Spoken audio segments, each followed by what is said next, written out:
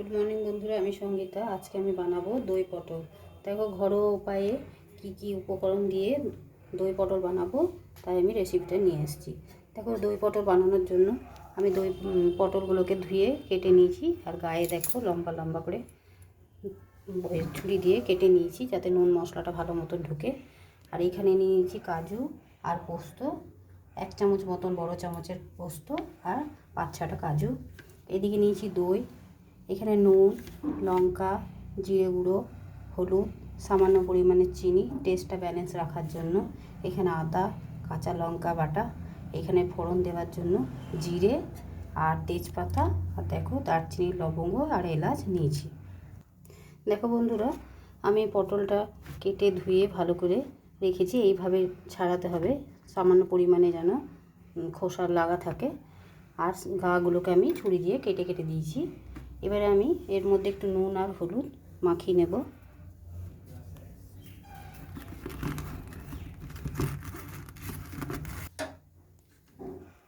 দেখো বন্ধুরা, নুন হলুদ সামান্য পরিমাণে দিয়ে মাখিয়ে নিলাম। আর এইদিকে আমি কড়াইয়ে তেল গরম হতে দিয়ে দিয়েছি। তেলটা দেখো ভালো মতন গরম হয়ে গেছে। এবারে আমি পটলগুলোকে ছেড়ে দিচ্ছি। পটলগুলোকে আমি হালকা ভাবে ভেজে নেব।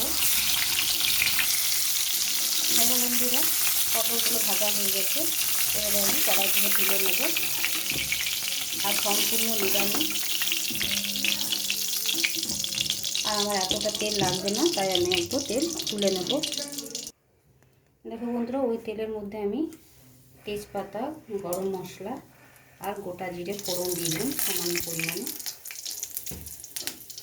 ফোড়নটা একটু ভেজে নেব।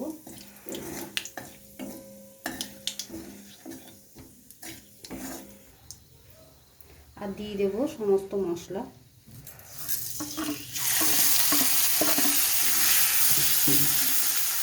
আর দিয়ে দেবো সামান্য পরিমাণে জল, যাতে মশলাটা না পুড়ে যায়। মশলাটা আমি খুব ভালো করে কষে নেব, যাতে কাঁচা গন্ধটা না থাকে। আর এদিকে আমি কাজু আর পোস্তটা বেটে নিয়ে চলে আসবো। দেখো বন্ধুরা, মশলাটা ভালো মতন কষা হয়ে গেছে। এবারে দিয়ে দেবো কাজু আর পোস্ত পেস্ট করে নিয়ে এসেছি, সেটা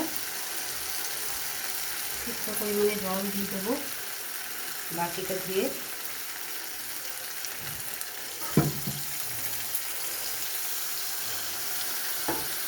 আরও কিছুক্ষণ নেড়ে চেড়ে নেব, কাঁচা পোস্ত যাতে কাঁচা গন্ধটা না থাকে, সেই কারণে। দেখো বন্ধুরা, কাজু পোস্ত দিয়েও ভালো মতন কষানো হয়ে গেছে, উপরে তেল ছেড়ে দিয়েছে। এবারে আমি দিয়ে দেবো ভেজে রাখা পটল, আর দিয়ে দেবো সামান্য পরিমাণে ঘি।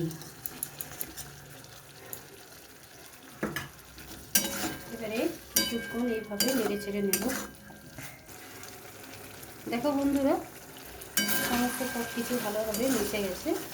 এবারে আমি উপর থেকে দইটাকে ফেটিয়ে রেখেছিলাম, এটা আমি টক দই দিয়ে দিলাম কিছুটা পরিমাণে।